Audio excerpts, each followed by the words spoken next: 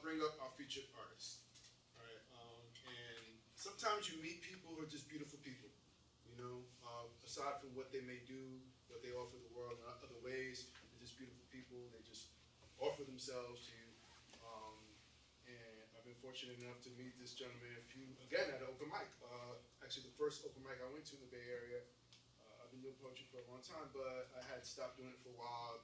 Originally from New York, moved here about 6 years ago, and decided that I wanted to start delving back into spoken word in my writing. So one of the first people I met was Tony Alderando, and he was sitting behind me, and we started talking and realized we had a connection because he had spent some time in the Lower East Side, New York, and that's kind of where I'm from, and so we connected on that level. And I grew up in Puerto Rican community, so like again, I just felt like a connection to him. And then from there, he just offered himself to offer to help with this event. Was the first person who came last month, and again, just support, and constantly offering himself. Aside from being a beautiful person, he is a top-notch poet, an actor, and a MC, I believe, as well. I haven't heard his MC, but I think he does a little bit of that too. So as I continue to get to know him, and as we continue to get to know each other, and explore more about what we all have to offer in terms of the art world, and until that time, the time is right now. And with that, I'd like to invite Tony Alderando up to the stage, along with Carlos Caro. Give it up, please.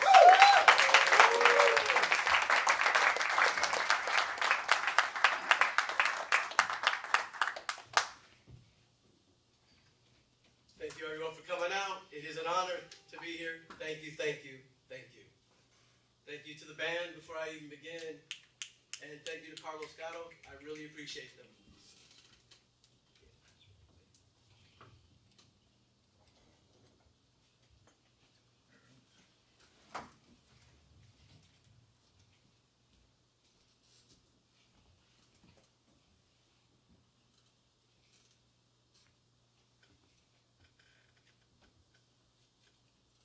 I was poisoned by her poetry the moment I heard her read. The stars aligned as she read prose. My heart sped up and then it froze. I was poisoned by her poetry the moment I heard her read. Her words, they made my heart expand through their heat and made it melt. The more I fed on the words she read, the more of her I felt. I was poisoned by her poetry the moment I heard her read. Her words, they made my third eye blind and all my teardrops bleed. I was poisoned by her poetry the moment I heard her read.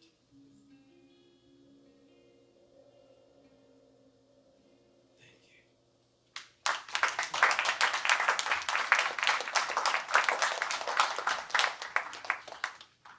We are poets. We're at open mics, we're not that hard to find. We'll massage your temples, touch your hearts, and masturbate your mind. We are poets. We can take pretty words, put them in a poem, and plant a mental seed. Or we can take shitty words when we're filled with rage, put them on a page, and make it bleed. We are poets.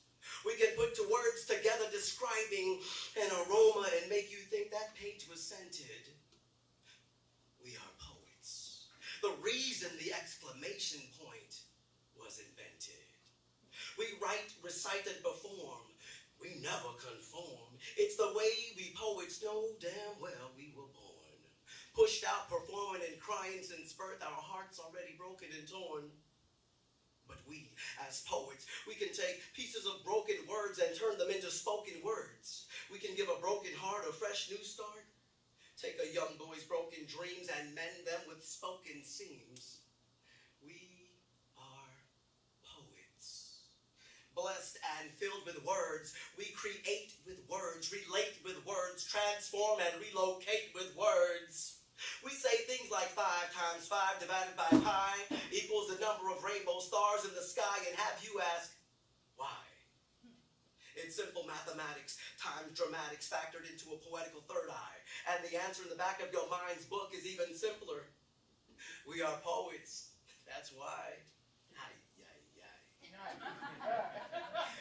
Love-making, keyboard-breaking, erotic poets. We can make a pen make love to paper and make it come.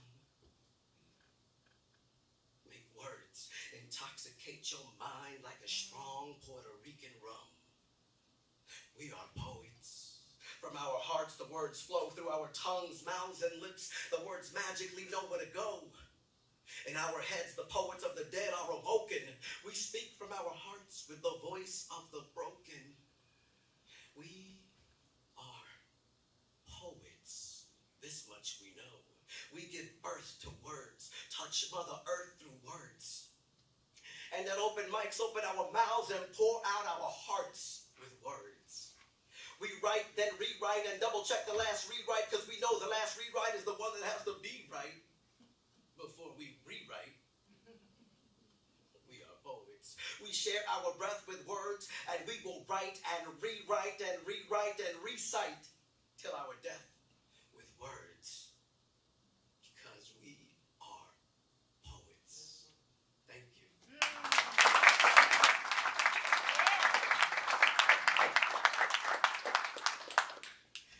At the age of 8, the police broke down our door with a battering ram and pointed guns at my dad's face, wearing thick black bulletproof vests. Then I heard their walkie-talkie say, "Stand down. Disengage, Miller. We've got the wrong address." I remember after that day, both my parents were a mess. Papi used to say, "Mijo, many of us are used in the U.S. That's why we're confused in the U.S. And sometimes told and taught, we are less in the U.S. But that mijo that never confess. You know, I'll never forget the policeman's face with the thick black bulletproof vest. Now let me get this off my chest. In this land called our country, I can't believe the things I see. So much police brutality. So much police brutality. Police in blue, I speak to thee. Serve and protect, please don't beat me. Serve and protect, please don't beat me. My heart has grown tired from weeping, but my tongue must poet on. So I ask myself, what goes through the mind of a cop before he pulls the trigger? Yesterday I watched the news.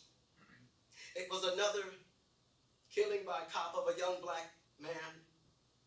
Today I read the news. It was another killing by a cop of a young brown man. And for the last 2+ decades, this has been the story in my life, in our lives. And in 2003, it was an NYPD who shot the right ear off of my best friend's wife. They wanted to kill her. She's African American and Dominican, a female of color who almost lost her life for shoplifting. So I ask myself and the Lord and whoever in the world is listening, what goes through the mind of a cop before he pulls the trigger? Do they have an algorithm instilled in them that tell them what color humans can be killed for them? And you know what I know, that they know, that they know, that they know. They know how to get away with murder. Rest in peace, Mario Woods, Alex Nieto, Stephon Clark, Oscar Grant. I could go on and on and on.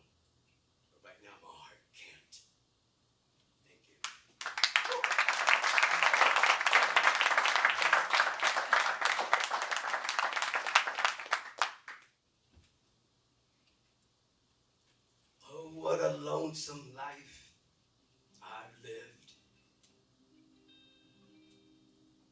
Out on the streets, no place to live. Up Larkin, down Taylor, through the Tenderloin I've roamed, homeless and hungry, no place to call home, no family, no friends, I was so all alone. The year was 1993, and I was so all alone. Oh, what a poor man's life I've lived. Begging for money, yet no one would give. Walking the streets all day and all night, trying to survive that homeless fight. My mind filled with pain, anger, and sorrow, praying to God that I'd see tomorrow. Sometimes I did wish the Lord would take me away. But then he would tell me, tomorrow's a better day. Oh, what a lonesome life I've lived. Thank you.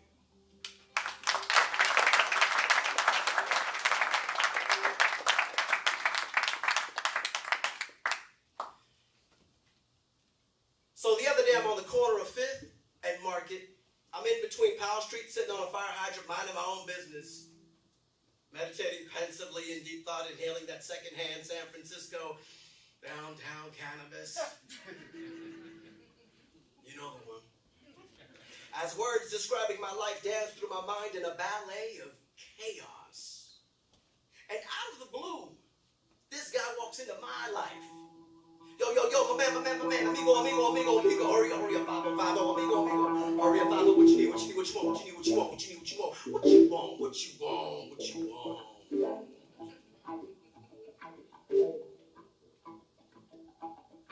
I want what I cannot have. I want what I cannot see. I want the world and eternity. First, I want you away from me.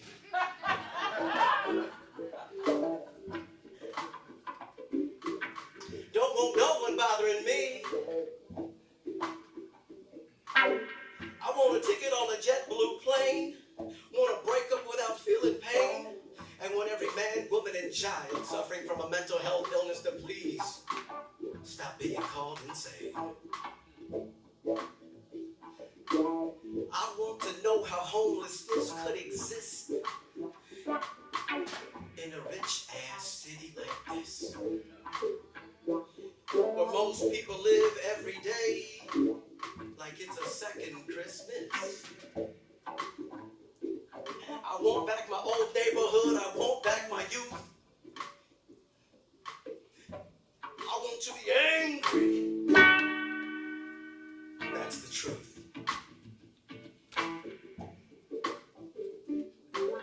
I want some justice. I want no lies.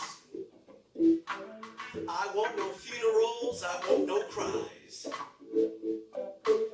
I want all men to experience the blind. I want them to see that beauty's in the mind. I want back the memory. I want back the memory the police beat out of me Saturday, August 14th, 1993. I want back that memory. I want back that knowledge. They beat my ass so bad, I had to drop out of college. I want to know who, what, where, why, and when. When the good life begins and the hood life ends. I want to know. Thank you.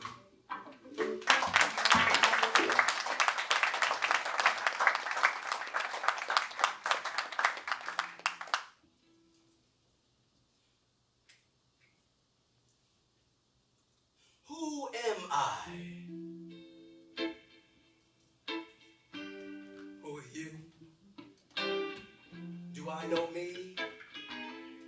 Do you know you? Do any of us even really want to know?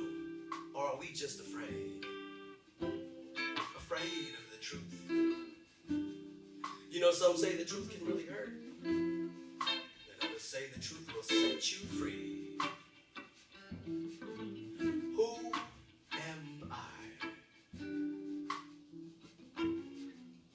Am I the weak father who walked out on his wife, gave up on life, looked his little girl in the eye and said, goodbye? Who am I? Am I the bastard delinquent child my mama couldn't handle? The good boy gone bad, the bad man gone mad? A strung out dope fiend in a rush to reach the pearly gate? Am I Catholic, Baptist, gay, or am I straight? Who am I? Will I find out too late? Am I high? Am I low? Or just some guy you call bro? Yo! As if I was John Doe. I have a name too, you know. Who am I? Where am I to go? Am I a part of the new status quo with a new revelation? And what shall be my occupation? Who am I? Can anyone save me? Or if I reach out my hands for help, will you just enslave me? Who am I? Thank you.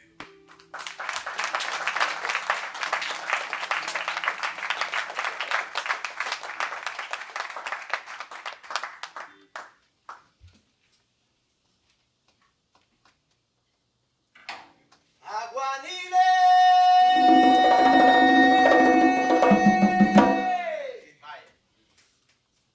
Aguanile, my. Aguanile, guanile. Aguanile, my. Aguanile, guanile. Aguanile, my. Aguanile, guanile. Aguanile, my. Aguanile, guanile. Aguanile, my. Aguanile, guanile. Aguanile, my, mame. Aguanile, my.